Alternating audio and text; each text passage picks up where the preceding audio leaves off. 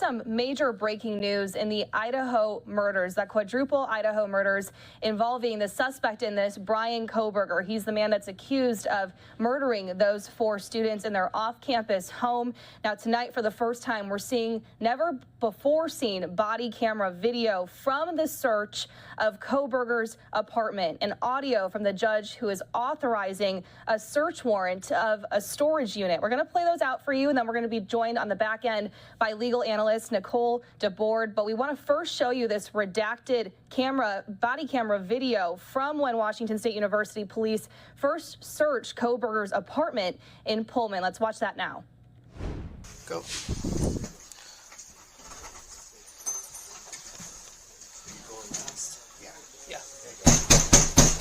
Police department search warrant, come to the door.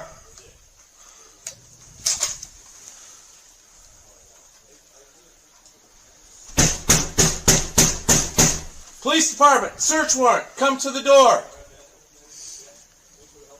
Good? One more.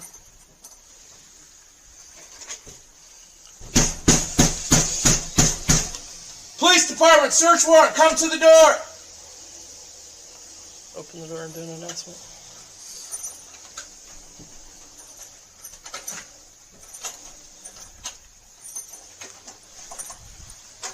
Police department, show yourself. We have a search warrant for the building. Police department, show yourself. You're good, dude. Go back inside. Yep. No lights. No lights. Flashlights? Flashlights.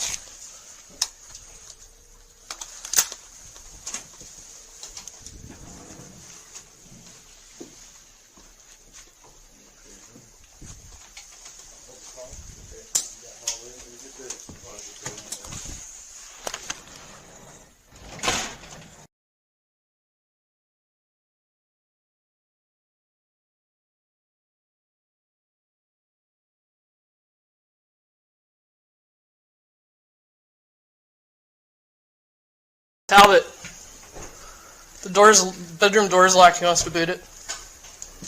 Yeah.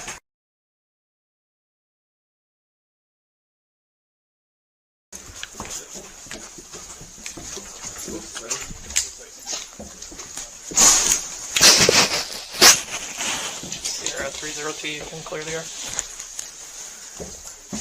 You need anything? Your clipboard? No, I'm good. Okay. He's got it. Thank you, guys. Yep.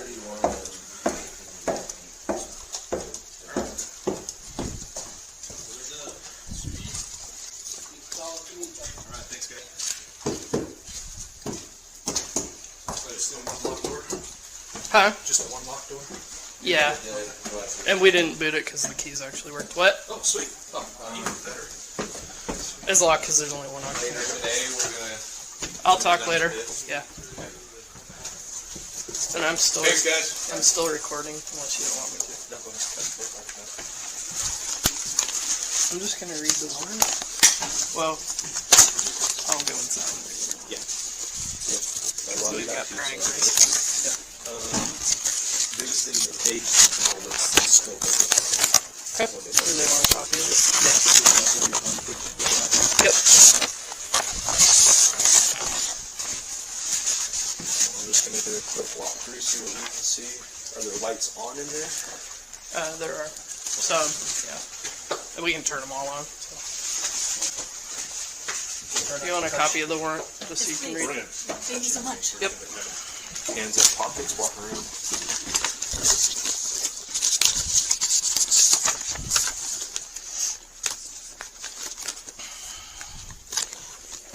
Very sparse. Fancy computer. Really? Yes. Oh, fuck. That I wasn't expecting. Mallory's going to be all over that. Fancy. So he was told he could do a triage here, and then once it's packaged, we can't do anything until we get a warrant in Idaho for it. Correct. So he can triage it while we're still here. Yeah.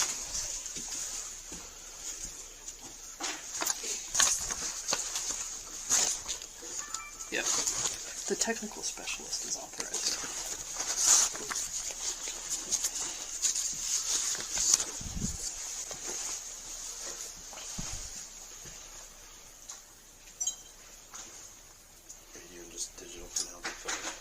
this video camera. We always do a walkthrough with video and then pictures. So whenever you want to go in, so I'll just fall behind. And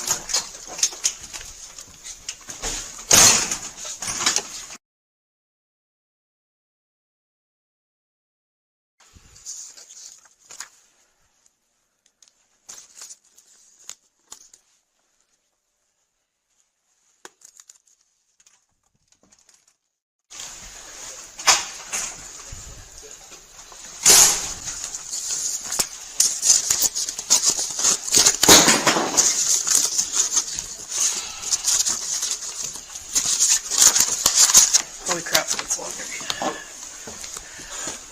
let you have that back, or else I will steal it. And I get to do it again.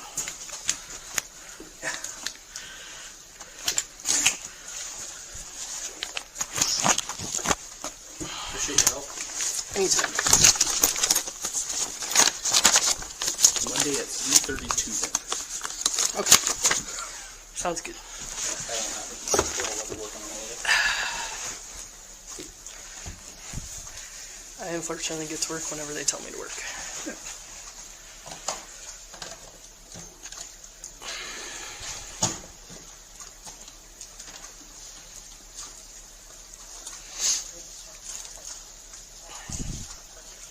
Too bad the weather couldn't cooperate a little bit more.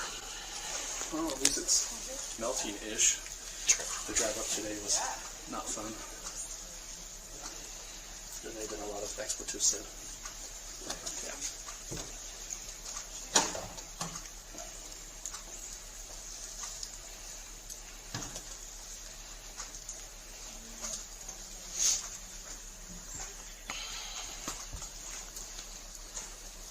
So they'll do the standard steps now. They'll come in, they'll do all the photographs, and then they'll set up the 3D scanner. So Okay. I don't want to do anything for it. I'm going to turn off my camera because Yeah. University, please. Okay, so you could see there, that was the first time that we've gotten a look inside of Kohberger's apartment, or of this video of authorities going there with this search warrant. The first time we're seeing this video that we are just now getting from Washington State Police. Now, we do want to bring in legal analyst Nicole DeBoard, who has joined us many times before to talk about this case. Nicole, you were watching this video with us. What were your initial thoughts? Right now, all we're seeing is essentially the preparation for the execution of the warrant. The officers are obviously very mindful that they're constantly being recorded. They're making sure they have all their documents in order and that they are following the appropriate procedures. So far, I haven't seen anything that I think that the court will be concerned about in terms of upholding ultimately the execution of the warrant. But there's yet more to see. Yeah, now, Nicole, what we want to do out next here is play out that audio of WSU Police Assistant Chief Don Daniels and Whitman County Superior Judge Gary Libey. Assistant Chief Daniels reads over the search warrant before the judge authorizes it. Let's play that out now in full, and then we'll hear your reaction. University Police Department, and this is Assistant Chief Don Daniels, and I do have a recorder going. All right. Let's just state for the record, it is now 4:09 p.m. on December 30, 2022. This is Whitman County Superior Court Judge Gary Libey on the record. Would you please identify yourselves, and I'll place you under oath if whoever's going to testify about this. It's Assistant Chief Don Daniels with WSU Police Department. Okay, would you please state and spell your name for the record? It's Don, D-A-W-N, Daniels, D-A-N-I-E-L-S. And officer, would you please raise your right hand? Do you swear or affirm the following testimony will be true? Yes, I do. All right, please proceed. Okay. On 123022, while serving a search warrant, number SW12292022A for Steptoe Apartment G201, we found a padlock round in shape in the living room closet. Based on my training experience, I recognize the padlock to be the shape of locks typically used on storage units. The lock is round in shape, and the design limits the ability for somebody to cut the lock off. A key matching the lock was also found in the living room in the TV stand next to the keys, which appear to be for the Wilson Short office, which we also have a search warrant for. I had Officer Kirshner contact the apartment coordinator, who confirmed there are storage closets available to residents located in some of the buildings, or excuse me, they're located in the same buildings as the laundry areas. Sergeant Petlevny went to the area and confirmed there's a storage closet with the address G201 written in black marker on the wood door. The storage closet is located in building F, as in Frank, of Steptoe Apartments. The storage door is not locked and the door is slightly ajar. I believe the storage unit or closet was likely used by Kohberger to store the items and likely access between the time of the murders and his travel to Pennsylvania, where he was later arrested. It is also believed the storage closet could contain or contains certain trace evidence listed in number 1 and number 5 of evidence to be seized in the above named search warrant. I can read those to you. Number 1 is blood or other bodily fluid or human tissue or skin cells, or items with blood or other bodily or human tissue or skin cells on the items. Number 5, trace evidence including DNA from blood or skin cells or other source footprints, fingerprints, hair, whether human or animal or dog. I asked the judge, do you find there to be probable cause to believe the items, do you find there's probable cause to believe these items may be found in the storage unit? And do you authorize the search of the unit? Okay, thank you, officer. Okay, the court hereby finds there is probable cause to search the aforesaid described storage unit for items as referenced in the search warrant, and there's probable cause, and the court hereby authorizes you to sign my name, Gary J. Livey, on a search warrant to enter the afore-described storage facility. Okay. I have signed your name, and it is G-A-R-Y. Yep. J is in James, L-I-B-E-Y. Correct. All right. Is there anything else, officer? Do you? Currently, that's all I have. All right. All right. So then we will conclude this hearing. You may terminate the recording. Please maintain and keep the recording for reference for the Whitman County prosecutor and any other agencies. Thank you. Thank you, officer. Judge. Okay, so you heard that conversation between the assistant chief of police and the judge. Let's bring Nicole back in here again. Nicole, hearing that audio and then also the video that we first showed viewers here as you watched alongside with us, I mean, those two items together, is this bombshell evidence at all? I think it's very interesting because it gives us some insight into what we can expect this battle in court ultimately to be about. Likely the defense will be questioning the search warrant or challenging the search warrant, because if ultimately law enforcement wasn't allowed to be in the closet or in the rooms that they accessed where they found evidence, then that evidence could be determined not usable in a court of law. And I suspect what the defense will do is really closely analyze that affidavit or the swearing to of evidence that you just heard to determine whether or not it rises to the standard that the court should have had to find probable cause. One of the things that stuck out to me right away was we don't really have a lot of detail as to why law enforcement thought these items might be in that secondary room as opposed to in the apartment itself. So there may be a challenge that arises simply from that question being unanswered. Yeah, Nicole, since you're bringing that up too, we're also getting a look at some of the evidence that was taken from Kohberger's apartment. I'm going to pull that up here now so everyone can see. Let's get that other graphic up if we can here. We'll get to the other one in a second. This one says new details in the Idaho student murders, and then it goes into this list of some of the things that were collected. So you can see a black glove, you can see the Walmart receipt there, other receipts, possible hair strands, as well as hair from the shower and the drain, different areas where they picked up hair. What do you make of some of this evidence that was collected?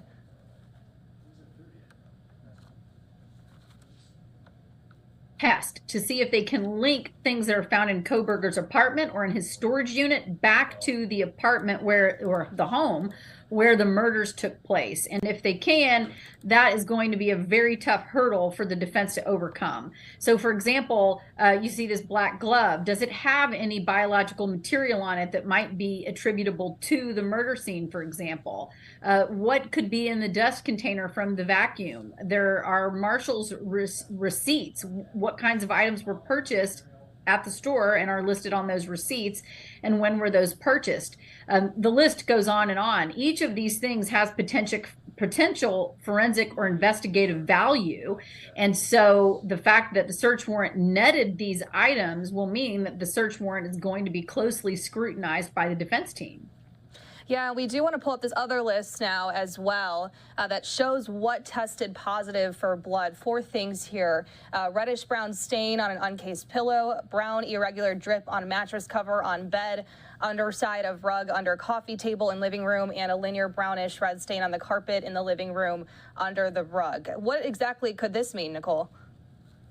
Well, ultimately, if they know that it is blood, the next step will be to determine whether or not it is human blood. And if it is human blood, is it possible to obtain a DNA sampling from that blood?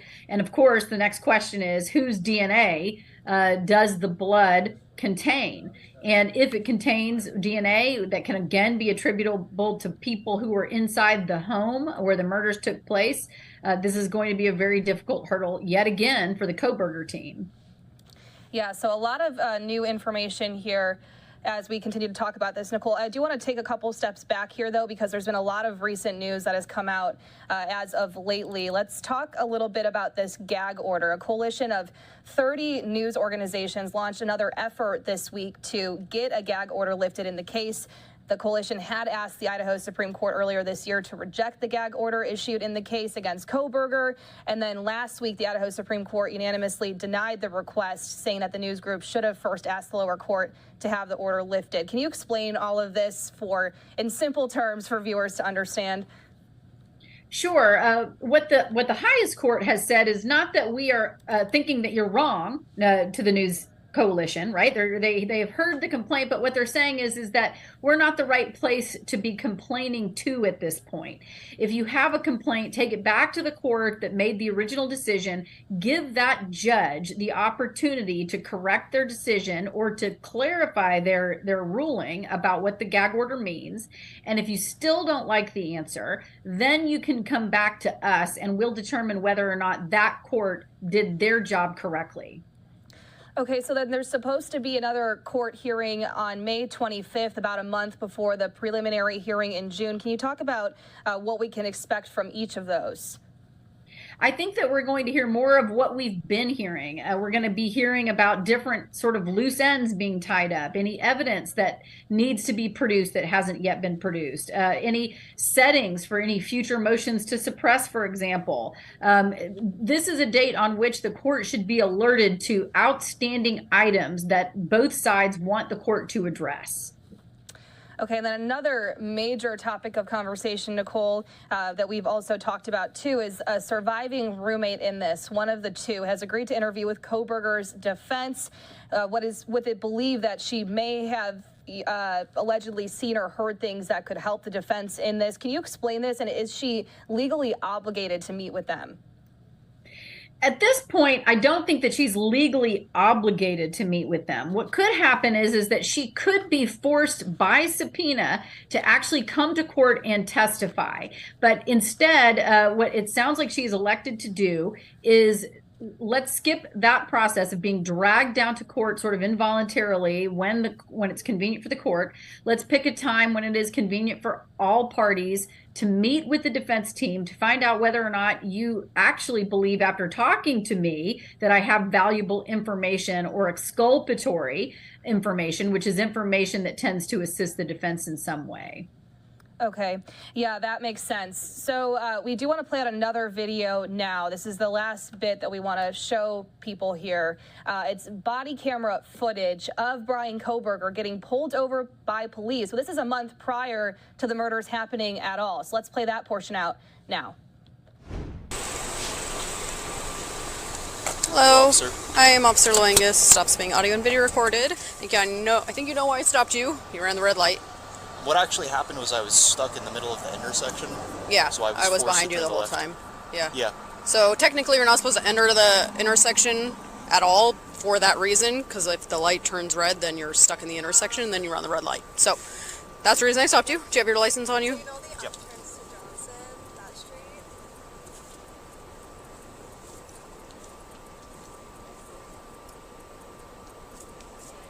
Cute. Do you have the registration and insurance? Yes.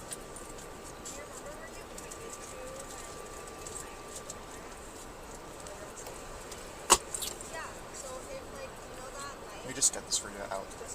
You what? I'm just gonna get this out for you. Okay.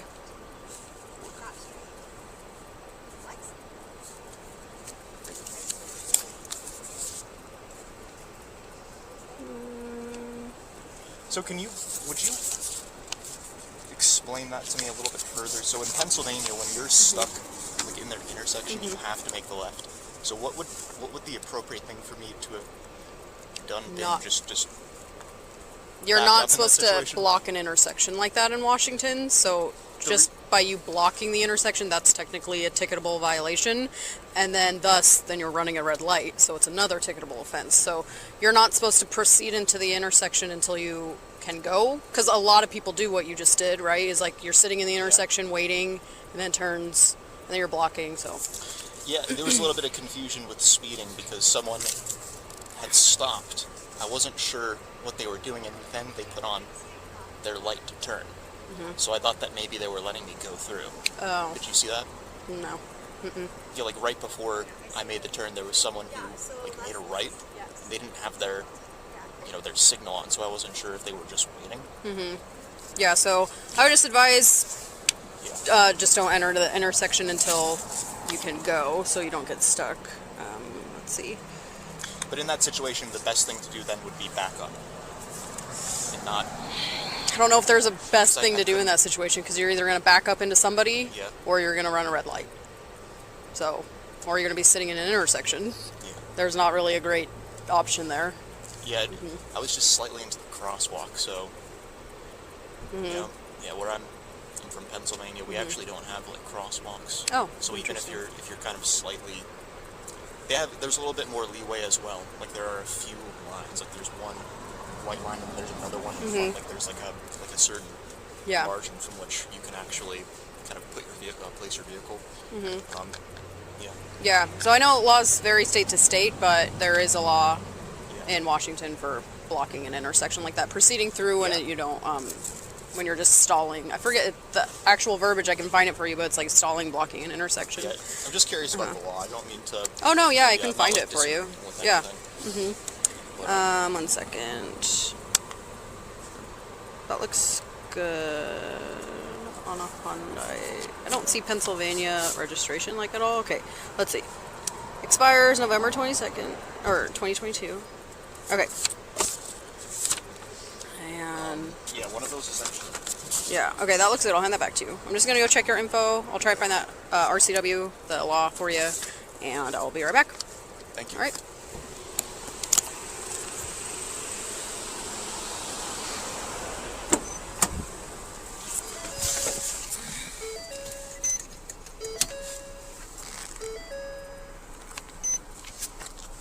Sierra 331, code 4 driver.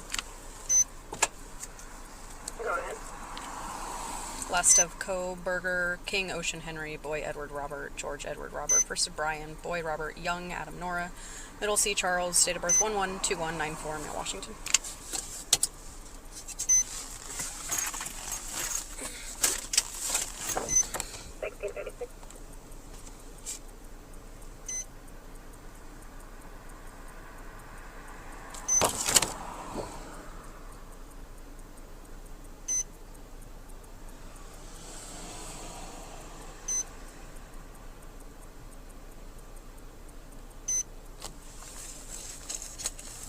Almost 49.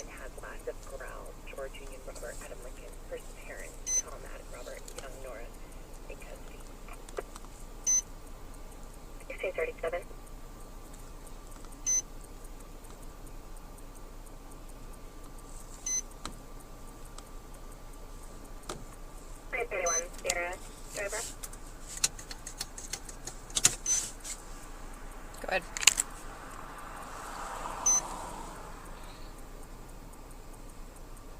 Genesis license through Washington 11-2027.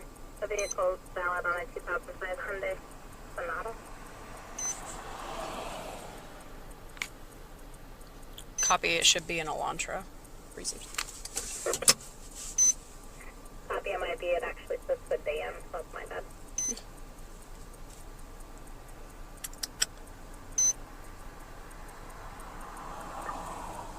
Sierra 334 stopping. 334. King 568889 through Idaho. Will be stadium and Q parking lot. 1638.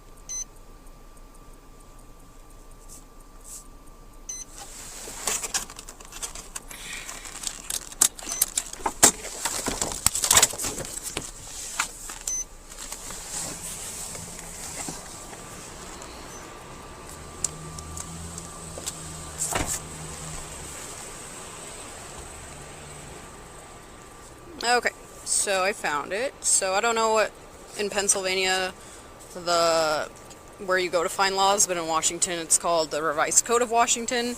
So I'll try to turn my brightness up, but it's just called an RCW. So it's RCW 46.61.202. So it's no driver shall enter an intersection unless there is significant space on the other side of the intersection. To accommodate the vehicle, he is operating without obstructing the passage of other vehicles, despite any traffic control signal indications to proceed. So you had a green light, so you're thinking you can go, but you're blocking the intersection. Yeah. So that's, if you're ever curious in any laws in Washington, just Revised Code of Washington. So I'm not writing a ticket or anything like that today. I understand you're from Pennsylvania, but in the future, don't proceed through the intersection. You can't get stopped for that alone, unless you can clearly just clear it right away. Okay. So, so then basically, I understand. You're just supposed to wait behind the white line. Drivers do it all the time, but it never even occurred to me that that was actually something wrong. But yeah. Well, except for the fact that I was blocking the crosswalk, which is what yeah. I went through. And states vary a lot from laws. Like Pennsylvania might not even have that law, but in Washington we do. I'm actually just from a very rural area, so we just don't have crosswalks. Oh. Unless I visit an area where there are crosswalks, and then it's not very frequent. Yeah. Yeah, I do apologize if I was asking you too many questions about the law. I wasn't trying to No, not at all. Like I understand you're not from here, so if you don't, a lot of people don't know a bunch of laws. Like I only know it because this is what I do. But yeah, if you're ever curious on any more laws, just RCW, and they can be hard to read because it's in like legal language, but hope that helps. Definitely. Yeah, have a good day. Definitely, you too. Thanks.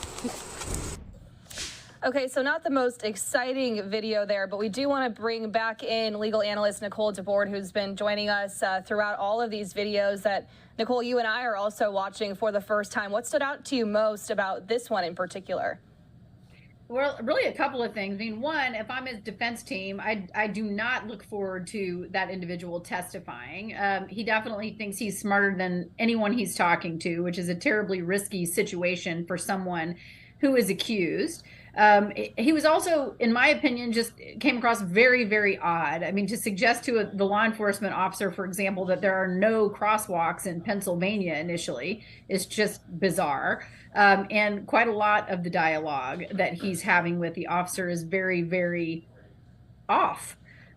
So in my book, it doesn't tell us anything really legally about the murders or the allegation itself, but it does give us a peek into how he might do as an actual witness if he had to testify. Yeah, exactly. And again, for viewers who are just now joining us, that video was actually when he was pulled over a month prior to the murders happening. Nicole, my first takeaway, I think, too, was also that he was just very interested in what the law was, like you said, asking the officer there and talking about the crosswalk situation in the rural area of Pennsylvania in which he's from. It's hard to pick apart. You kind of touched on it there. But again, just going back to his mannerisms, is there anything else that really caught your eye in that video? Not so much, but I think you really make a great point, you know, one that I did not think of initially when we were watching it, which is that, right, this is a lot of deep diving into the law of whether or not you can block an intersection. You know, ultimately, this officer handles it perfectly, and she's very, very kind, and she ultimately decides not to give him a ticket, but the entire encounter is very strange. And I think, again, it is quite a good cue to the defense team as to whether or not they really want to advise this guy. And they can't decide for him, but advise him to testify. I think he's going to have a tough time if he does choose to do that. Yeah, and I was going to ask, of the 3 videos that we just showed viewers tonight, do you think all 3 of those will be used as evidence? Are there any videos that you think either side would maybe not want to use? I don't think the last one should be particularly relevant. It's hard to know without knowing what the rest of the scope of the evidence the prosecution has that they might offer in this trial. So it's possible, but I think unlikely that last video would be something we would later see in trial. I think it's very possible that the defense team, for example, will want to use the videos that we saw of the preparation for an ultimate execution of the search warrant at Kohberger's house. And I think that could ultimately be relevant on deciding whether or not the search warrant was legitimate and whether or not officers should have had access to the materials and evidence they collected. Yeah, Nicole, I think final question would be, obviously it's been quite some time. It's kind of been quiet, really, with the Kohberger case, the Idaho Murders case that we've been following over the last several months as we prepare for him to be in court here in now just a few weeks. Why do you think it maybe took so long for us to finally see these videos here from Washington State Police? I think one of the biggest things is that a case is pending. A lot of times we don't have access to everything that the prosecution has, and certainly wouldn't normally have really access to anything that the defense team has. In this case, obviously, there's a gag order as it relates to things that are public information for unrelated materials, such as body camera footage that departments might ordinarily release to the public. It can take a long time to dig through lots and lots of data to find what relevant data someone has requested, and in this case that may be why.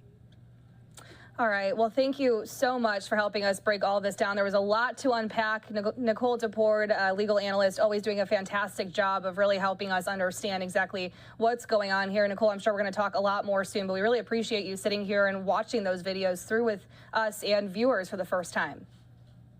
Glad to be here. Thanks for having me. Thanks so much.